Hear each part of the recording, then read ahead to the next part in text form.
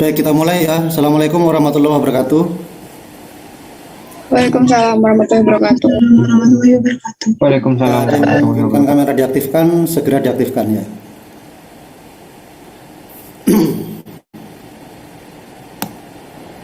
Ya,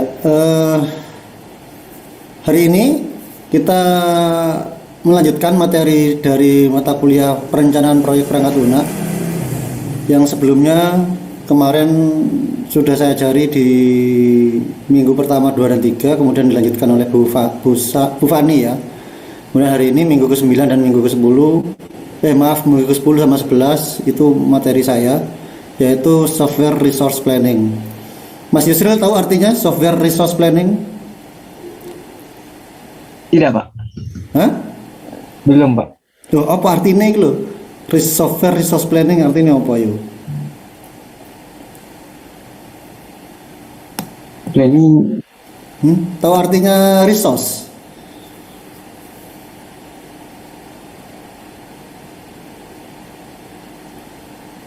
Ada yang tahu artinya resource? sumber, Pak. Sumber daya. Sumber daya. Apa aja sumber daya itu coba? Manusia, Pak. Sumber daya itu bisa manusia, apalagi alam. Ya, sumber daya manusia, sumber daya alam, apalagi?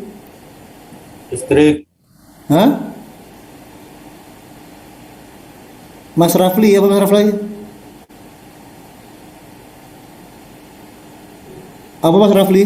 Listrik, Pak. Listrik, sumber daya itu sarana prasarana. Listrik itu termasuk sarana prasarana, komputer, apalagi laptop, kemudian tools ya, jaringan, tools, hard disk, printer ya. Nah, kita hari ini adalah membahas tentang bagaimana sih merencanakan sumber daya manusia untuk pengembangan software. Ya. Biasanya apa aja yang kamu siapkan? Coba Mas Rafli, biasanya apa saja? Bagaimana, Pak? Putus-putus barusan. Ya. Pada saat kita mau membuat software ya, biasanya yang dilakukan, yang disiapkan apa saja? Penjadwalan, Pak. Penjadwalan, terus Analisa kebutuhan. terus Mungkin kontrak, Pak, kontrak pengembangan untuk pengembangan perangkat lunaknya. Jadi nanti ada perincian biaya-biaya. biaya, terus apa lagi? Nah, Sudah. sudah disebutkan beberapa oleh Mas Rafli ya. Jadi saat kalian ada project ya, project baik itu project berdasarkan dari KAK ya kan, KAK tahu kemarin kan, rangka acuan kerja, maupun project dari tugas mata kuliah, maka kalian khususnya seorang project manager ya harus tahu apa yang harus dilakukan, sumber daya apa saja yang harus disiapkan, direncanakan dengan baik. Tadi sudah disebutkan, pertama sumber daya manusianya. Selengkap apapun sumber daya kalian, tapi yang paling utama manusianya ya. Komputernya lengkap, jaringannya lengkap, bandwidthnya besar, pakai datanya banyak, printer, tapi tidak ada yang ngerjakan, tidak ada manusianya. Bisa enggak? Ya, nggak bisa. Ya. Jadi yang paling utama adalah sumber daya manusianya. Ya, SDM itu yang paling penting daripada perencanaan kegiatan pengembangan perangkat lunak. Setelah itu apa? Menyiapkan tadi itu jadwal, kemudian komputer, laptop, jaringan, pakai data, printer, hard disk, database, toolsnya apa? Apakah pakai Java, desktop, apakah Java, apakah menggunakan web base, atau apakah menggunakan mobile, ya Android Studio dan kawan-kawannya harus disiapkan. Oke? Nah, ini sebelum saya menerangkan lebih detail terkait dengan planning softwarenya, resource-nya, maka ini proses SCM. Pertama adalah identification of object in the software configuration. Objeknya apa sih? Ya kan? Ya, objeknya apa yang akan dikembangkan? Ya.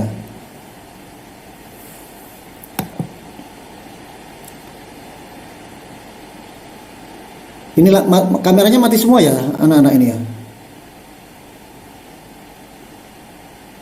Ya.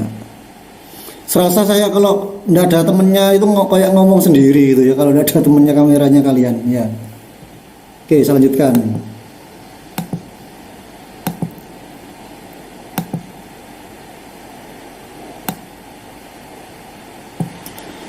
Kemudian yang kedua adalah version control. Jadi kita harus mengkontrol versi-versi yang dari software yang akan dikembangkan. Kemudian change control. Change control tahu? Mengkontrol apa? Perubahan-perubahan yang terjadi, baik perubahan waktu, biaya, softwarenya harus disiapkan dengan baik. Kemudian setelah itu diaudit. Ya, diaudit kan, diperiksa, dites. Kemudian status reporting, yaitu pelaporan ya. Secara detail seperti ini ya.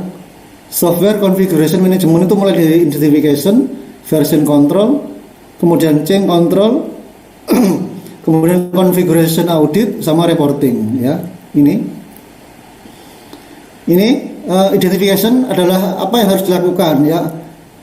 Melakukan analisis, objeknya apa, desainnya seperti apa, use case-nya, kemudian desain sistemnya seperti apa, kemudian bahasanya pakai apa ya, sumber dayanya apa, seperti yang disampaikan tadi. Nah, ini yang paling penting adalah SDM ya.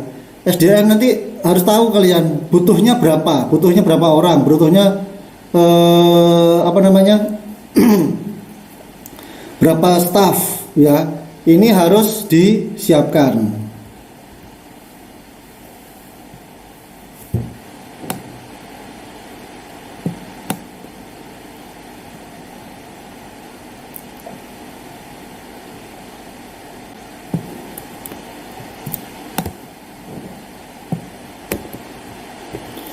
Kemudian yang kedua adalah version control, menggabungkan prosedur dan alat. Jadi kalian harus bisa menggabungin antara prosedur-prosedur yang akan digunakan serta tools-tools yang akan dipakai ya. Nanti materinya akan saya kirim ya ke mana? Ke grup chat ya. Grup WA. Ini version control. Kemudian yang kedua adalah, yang ketiga adalah audit ya. Maaf. Change control. Nah, ini yang paling penting, yang paling utama. Ya. Mas Yusril, pernah nggak ngerasain jengkel kalau ada perubahan? Waktunya berubah mendadak, tiba-tiba harus dikumpulkan tugasnya, jengkel nggak? Iya, Pak. Ya, jengkel.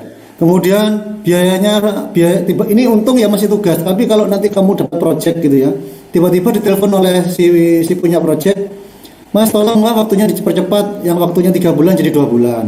Satu. Kedua, Mas minta tolong ya warna-warnanya sudah berubah.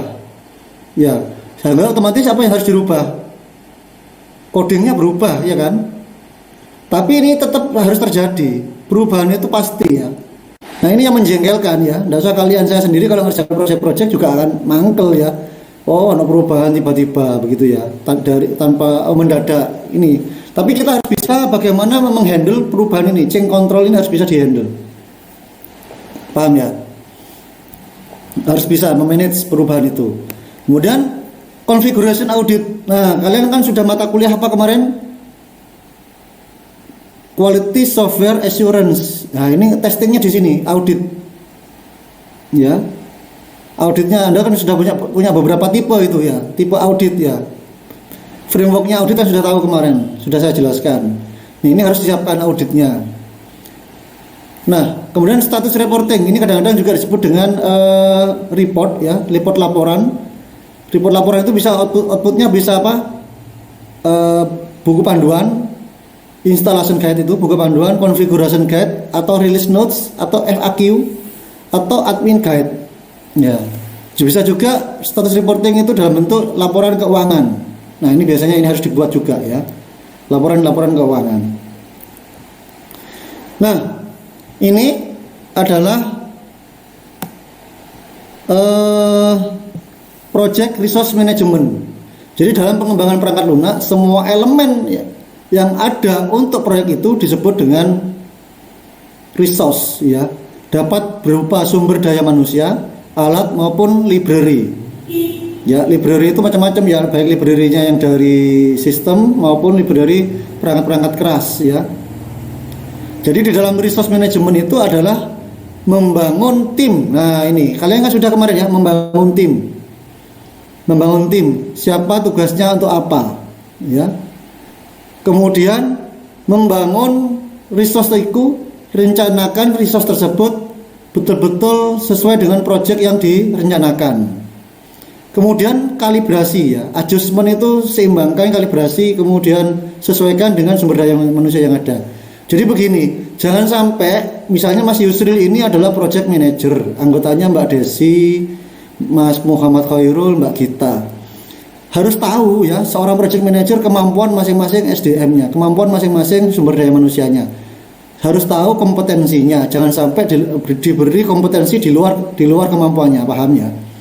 Satu. Yang kedua, jangan sampai kelebihan beban tugas melebihi kemampuan dari kompetensinya masing-masing sumber daya manusia yang ada di timnya kalian. Ini ya. Jadi bagaimana sih melakukan software resource planning itu?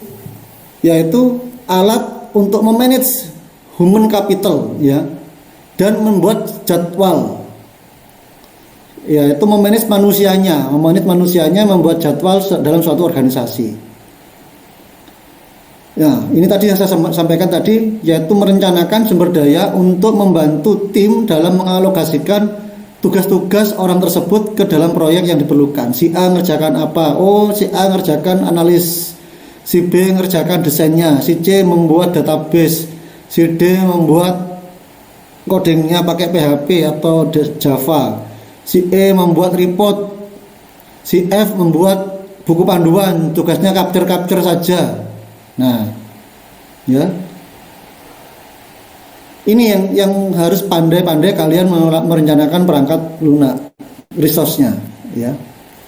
Nah, ada tools ya, toolsnya seperti ini.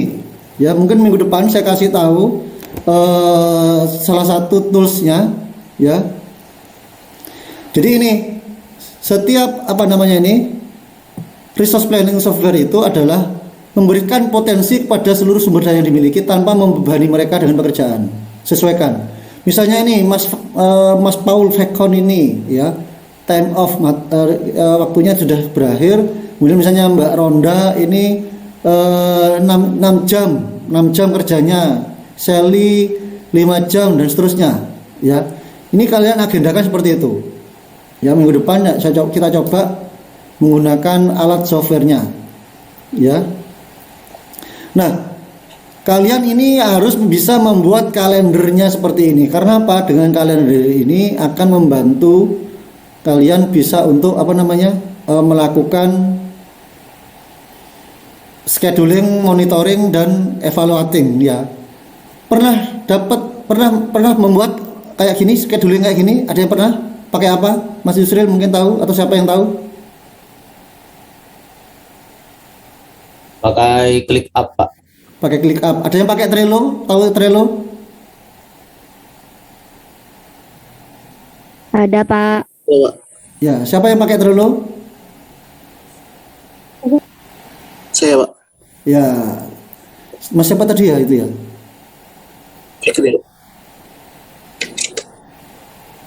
Ya, jadi kalian harus bisa melakukan scheduling, ya, scheduling harus bisa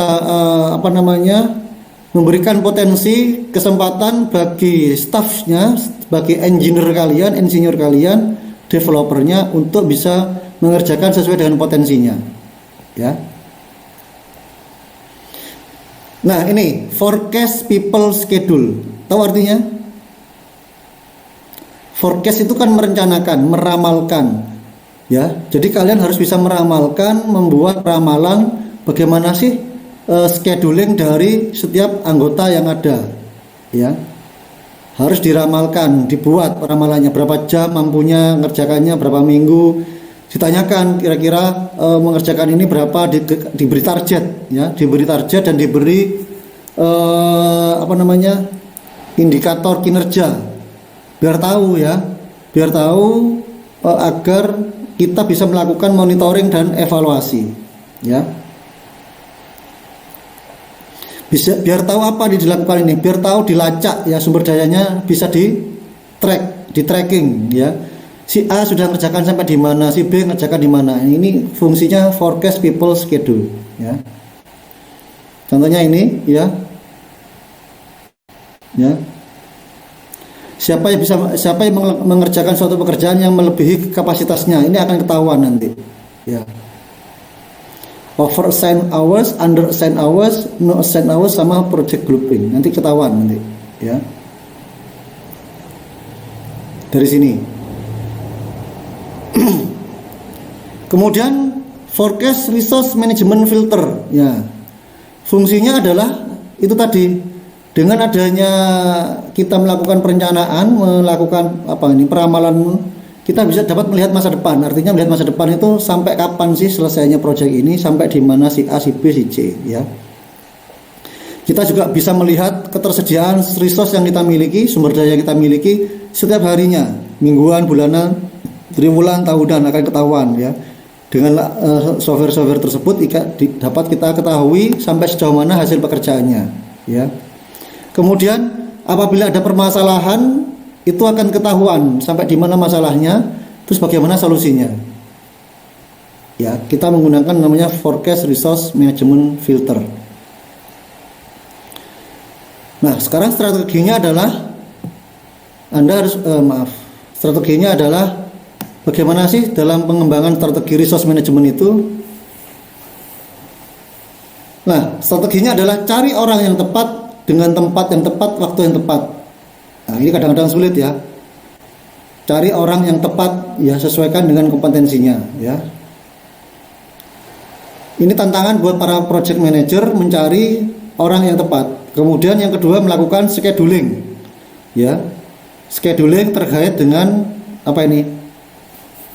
perencanaan pengembangan proyek lunaknya. Nah, yang harus disiapkan adalah ini rekrutmen strateginya ya, lakukan rekrutmen ya. Kemudian kontrak, kemudian pelatihan. Ini bisa dilakukan sebagai strategi untuk manajemen resource planningnya kalian ya.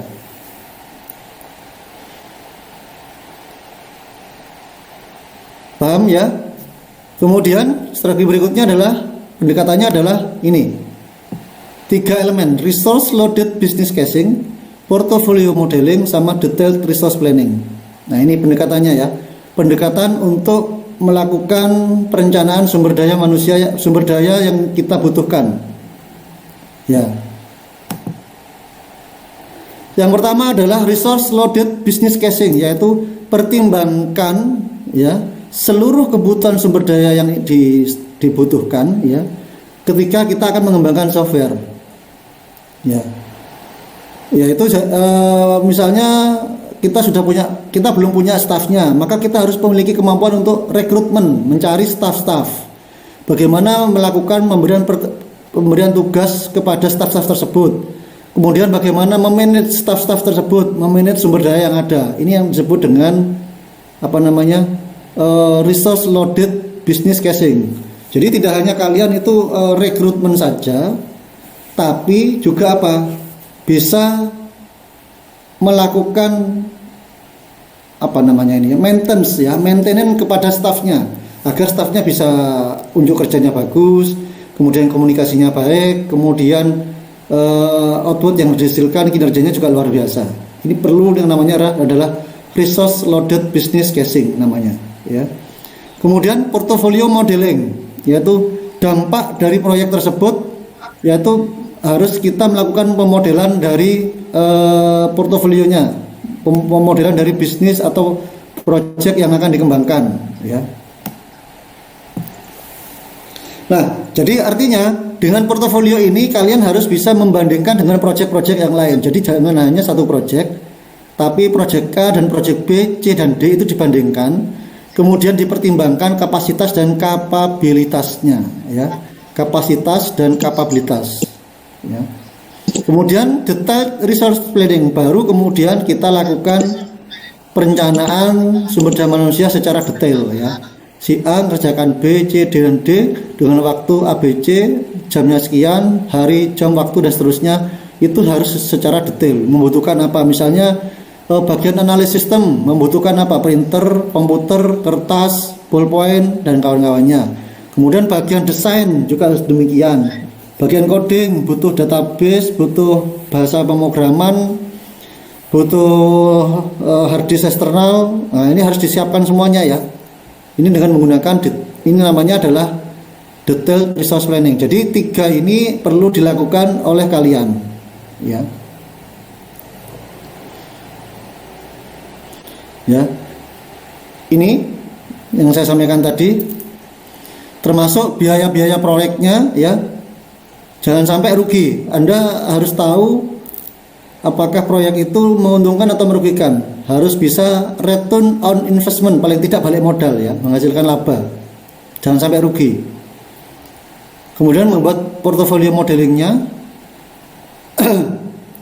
Kemudian buat ini detail resource planning. Nah, yang paling utama ini capacity yang saya sampaikan tadi, kapasitas dan kapabilitas ya. Sumber daya yang kita kembangkan, yang kita miliki, yang kita planning di dalam project yang akan kita kembangkan, ini harus kita cek capacity sama capability. Yaitu kalau capacity itu adalah apakah kita memiliki sumber daya yang cukup untuk melakukan pekerjaan itu, apakah kita memiliki sumber daya yang tepat untuk melakukan pekerjaan itu ya. Cukup dan tepat ya. Kalau cukup itu stafnya cukup, tapi kalau tepat itu sesuai sasaran ya. Pada waktu kita proyeknya mengerjakan web base, maka orang-orangnya adalah orang yang expert di bidang web base. Begitu ya. Ada yang tanyakan sebelum saya lanjutkan?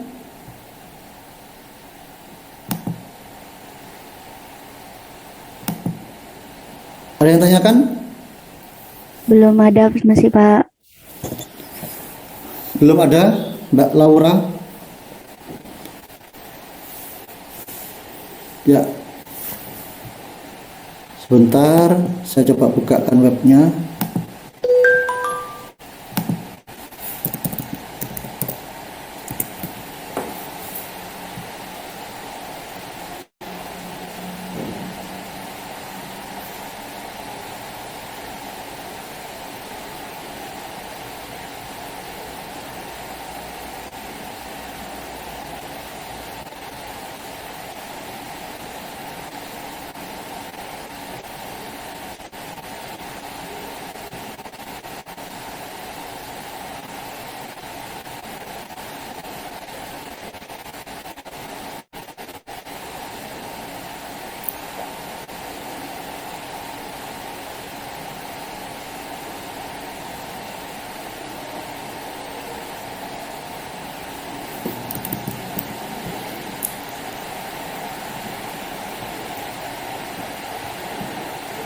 Ya, saya contohkan ini ya. Mungkin kalian ada yang sudah pernah pakai.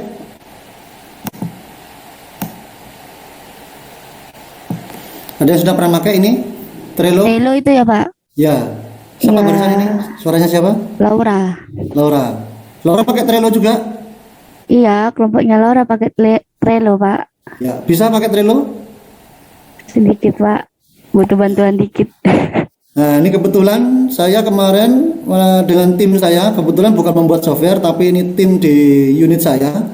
Itu ada kurang lebih 7 kegiatan, ya. Ini pelatihan enumerator, pelatihan studi konseling, workshop, pelatihan LinkedIn, rekrutmen, tracer study, workshop, ya.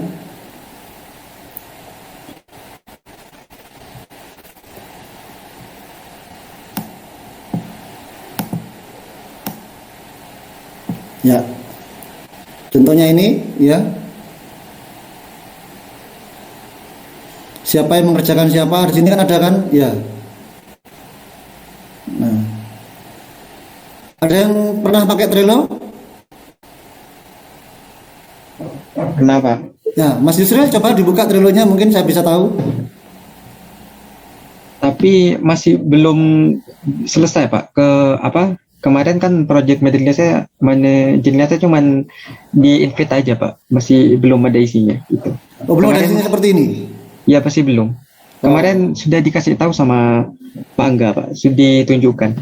Ya. pernah ditunjukkan. Contohnya seperti ini ya. Ini pelatihan kita pelatihan yang enumerator. Ini siapa yang mengerjakan apa? Ini muncul ya.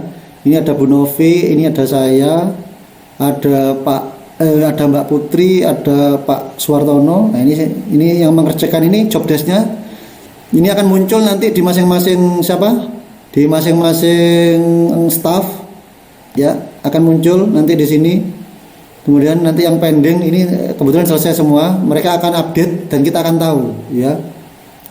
Ini down semua ya, kecuali yang laporan keuangan ini saat ini sedang pembuatan laporan pertanggungjawaban.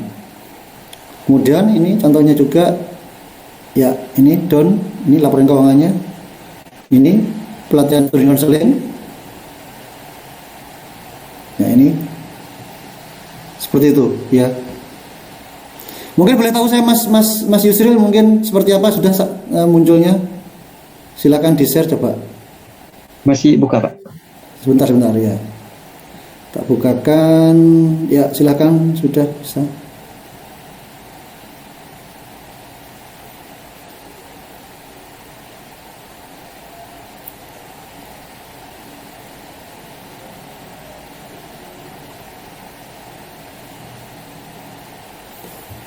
Laura, ada Trello-nya juga disiapkan mungkin saya boleh tahu. Nggih, Pak.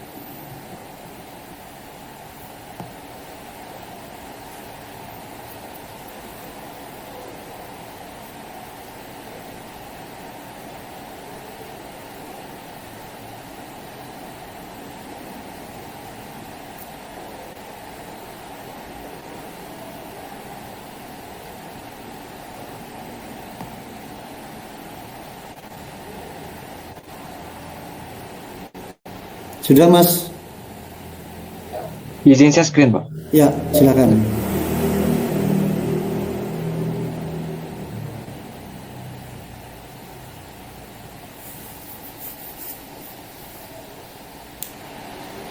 Ya, ini sudah mulai ada itu gitu ya. Muncul, Pak. Ya, muncul. Ini waktu prakerin di waktu SMK dulu.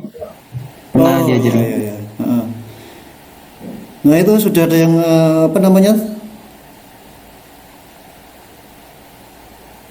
Nah, harapannya nanti pada waktu kita membuat Trello paling tidak apa? Tahapan-tahapan apa?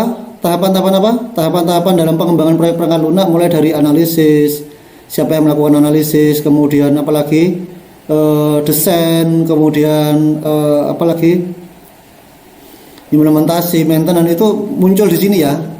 Yang di sini tuduh-tuduhnya itu sesuai dengan tahapan-tahapannya ya. Di setiap tahapan ada detail-detailnya nanti ya. Jadi minggu depan saya pengen tahu masing-masing kelompok tolong dibuatkan seorang project manajernya membuat apa nih, menggunakan silahkan boleh Trello, boleh atau apapun project manager yang kalian bisa. Saya kepingin tahu minggu depan untuk dipresentasikan ke saya ya. Paham maksudnya ya? Nggih, Pak. Iya Pak, paham Pak. Ya. Paham, Mas Fikri Pak. pakai apa Mas Fikri? Trello juga Pak. Oh, Trello ya. Yang lain selain Trello siapa?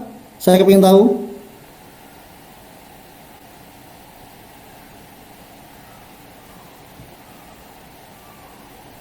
Klik up, Pak. Siapa yang klik up? Coba Mas siapa? Mas Ibnu, Pak. Mas Ibnu. Monggo Mas Ibnu, coba Mas Ibnu. Iya, Pak, siapa? Mas Ibnu tapi kok namanya Rafli Ali Fajar ini? Barusan tadi saya join, Pak. Cuma di sini tiba-tiba jeglek Jadi saya mau join lagi sudah kelok, Pak. Oh iya ya, oke. Ya.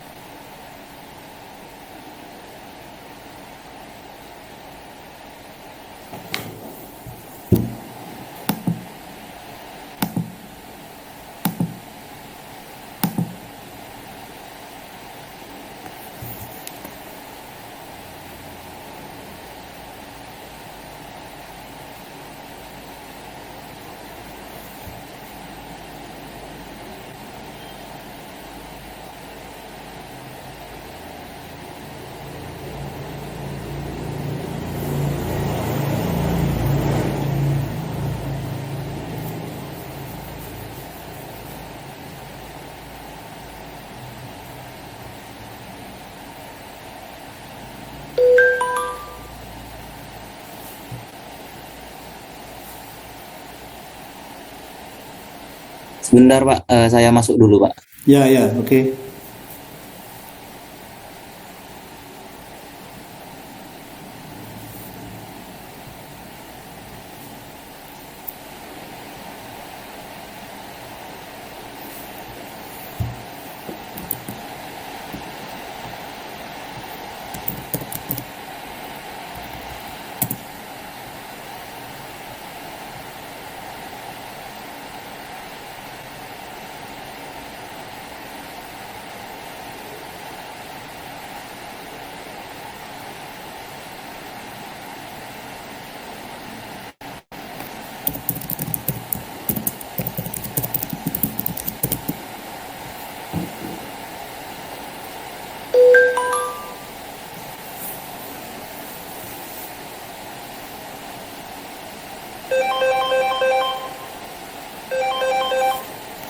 Halo, Assalamualaikum. Ya Pak.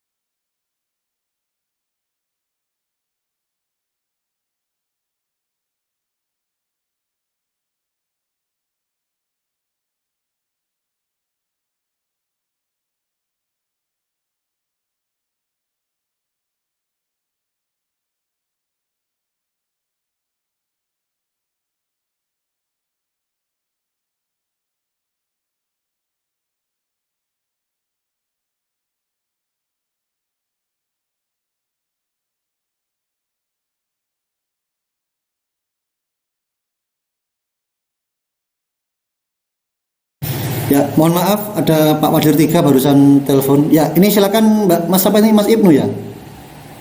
Iya, Pak. Ibnu apa? Iya, Pak. Ya. Ibnu Ding. Ya, silakan Mas. Ini kayaknya lebih bagus klik up ya daripada Trello ya. Iya, Pak. Kebetulan kemarin nemu softwarenya, Mas. Kayaknya lebih pakai ClickUp aja semuanya biar standar ya. Teman-teman mahasiswa tugasnya adalah minggu depan setiap project manager membuat yang namanya scheduling seperti ini, resource planning dengan menggunakan ClickUp ya biar terstandar semua. Nanti Mas apa lagi? Mas Ibnu bisa kalau memang butuh zoomnya dari saya untuk ngajari anak-anak atau pengen diskusi atau pengen ngerja kelompok, saya kasih linknya, saya buatkan ya. Mohon maaf, Pak. Ini untuk ClickUp itu ada fitur kalau mau inviting itu pakai premium, Pak, gitu. Jadi kebetulan akun saya ini kemarin tidak tahu nge-crack gitu, Pak. Ya ya, nggak apa-apa.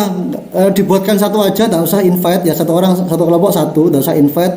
Jadi seakan-akan nanti tanpa di invite dulu nggak apa-apa, tapi yang jelas paling tidak setiap orang mengerjakan apa itu nanti tahu gitu, Mas. Ya. Iya, Pak, siap, Pak. Ya, ini sudah ini ada berapa ini cuma project stepnya coba aja Mas, project stepnya apa aja?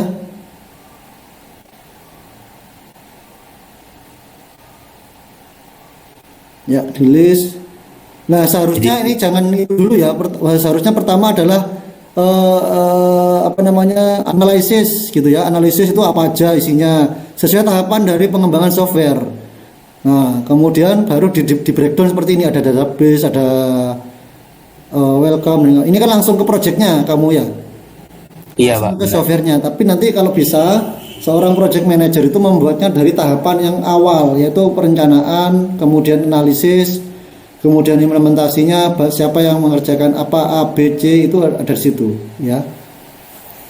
Iya, Pak.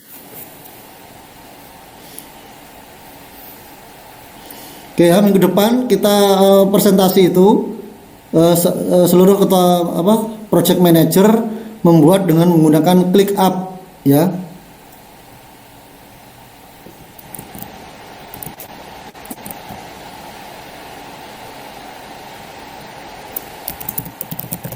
Sebentar.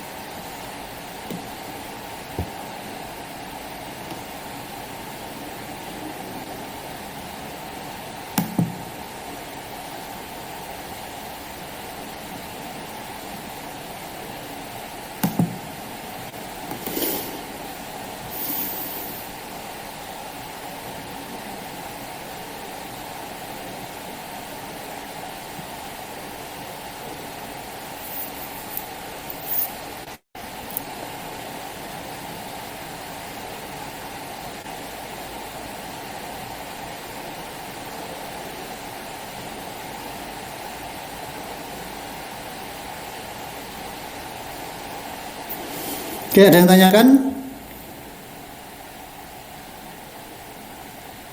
Untuk praktik bukan praktik. Untuk presentasi besok wajib menggunakan klik apa? Ya, kayaknya ClickUp lebih baik deh daripada yang Trello ya. Ya, makasih.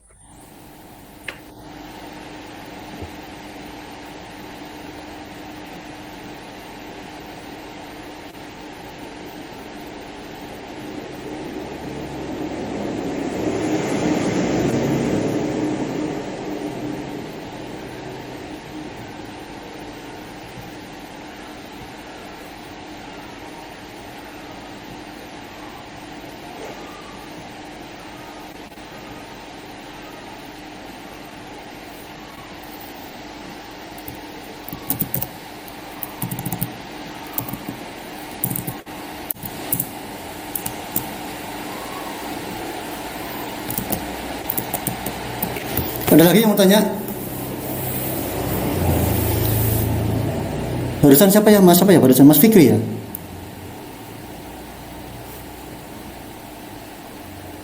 Izin bertanya, Pak. Ya, silakan Mas Rafli. Mas Rafli apa Ibnu? Kalau semisal ada satu kelompok yang sudah membuat schedulingnya di Trello, bagaimana, Pak? Ya, kalau bisa pakai ClickUp ya. Kayaknya lebih representatif pakai ClickUp. Soalnya yang di Trello saya lihat tidak selengkap yang di mana ini? Bentar. Di ClickUp. Ya. Kalau di ClickUp itu ada seperti tadi itu, seperti punyamu itu tadi apa namanya? Grafik-grafiknya apa namanya tampilannya itu? Gantt chart, Pak. Bar chart, maaf ya ada bar chartnya. Soalnya kalau yang di Trello saya lihat belum ada, hanya tas-tas saja seperti itu. Gitu ya Mas Raffi? Ya, biar lebih lengkap ya, biar lebih detail. Bisa ya semua?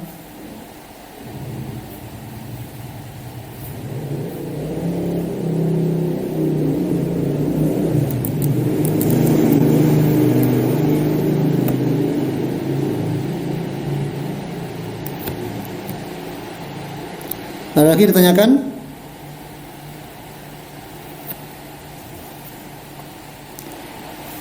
Ya. Rera?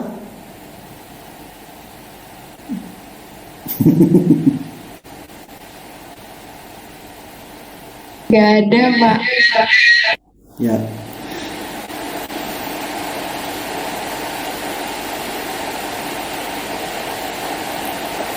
ClickUp ini saya cek kalau tidak salah itu ada di versi Android-nya. Ya, silakan Anda bisa install di handphone Android-nya juga. Tapi untuk presentasi biasa lebih baiknya pakai yang berbasis web saja. Ya.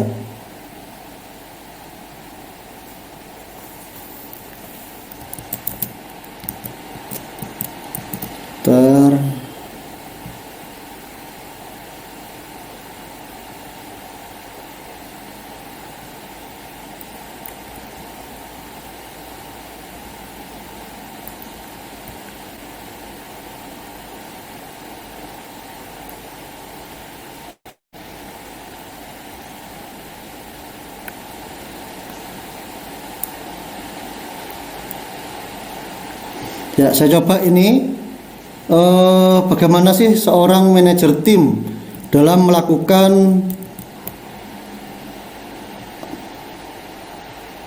ini. Ya, terlihat ya. Nih, tadi saya sudah sampaikan ada program yang namanya rekrutmen ya. Ada program yang namanya rekrutmen. Maka seorang project manager itu harus bisa melakukan seleksi terhadap proyek tim ya. Tingkat yang harus diperhatikan adalah tingkat kesulitan pada proyek yang akan diambil ya. Seberapa besar kode-kode yang akan dibuat, baris-baris programnya, kemudian time atau waktu tim tersebut untuk mengerjakan bersama-sama ya, harus diperhatikan ya. Kemudian faktornya itu, kemudian tingkat permasalahan ya, apakah tingkat permasalahannya mikro atau makro. Kemudian kualitas permintaan dan kehadiran sistem yang akan dibangun ya. Apakah sistemnya yang kecil atau sistemnya yang skala besar. Kemudian tingkat komunikasinya seperti apa ya. Ini harus diperhatikan. Nah, ini struktur organisasi dalam tim bisa yang namanya democratic decentralized ya. Tidak ada pemimpin yang permanen.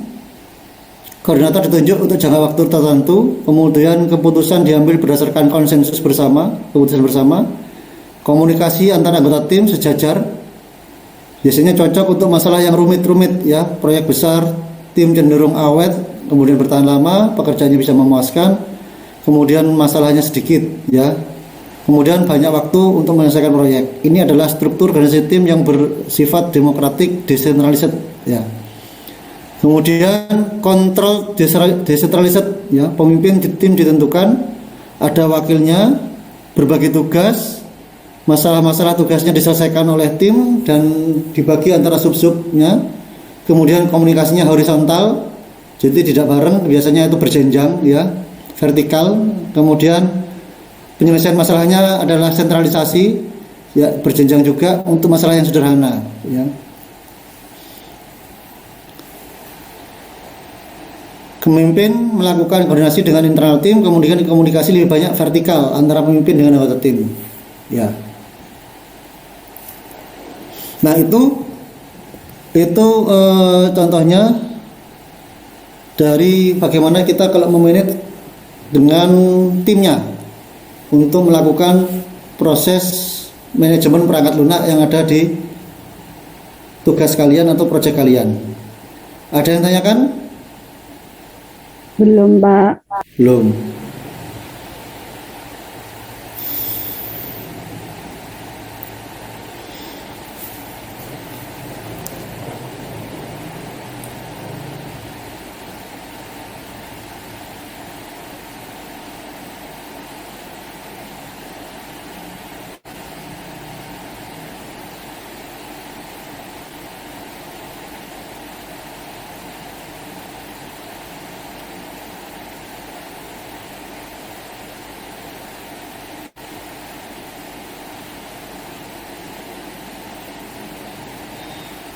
Saya kirim materinya ke kalian ya. Oke, Pak.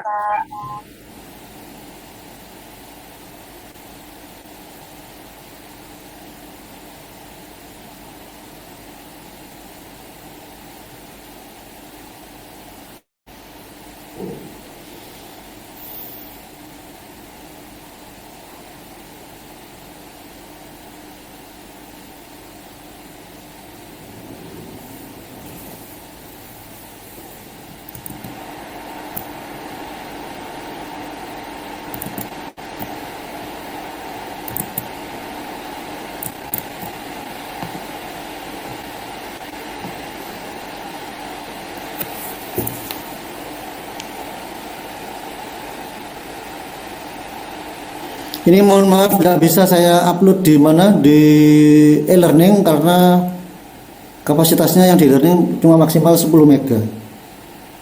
Oke, Pak. Jadi di grup nggih, Pak? Ya ini sedang saya kirim. Nggih. Suwun, Pak.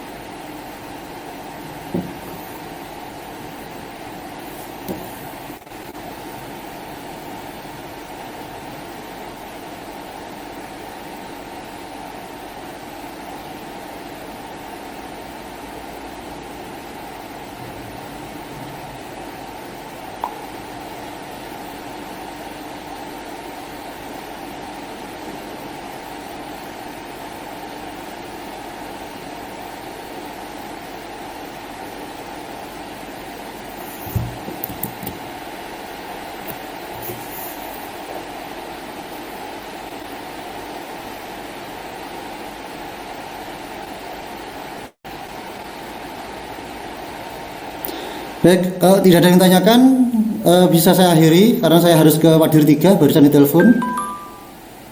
Ya. Nggih, Pak, belum ada. Ya, Mas Rafli, sip ya. Di mana itu kok berdua itu? Di rumahnya Rafli, Pak. Oh, ya ya. Ya wes, oke, terima kasih. Assalamualaikum warahmatullahi wabarakatuh. Waalaikumsalam warahmatullahi wabarakatuh.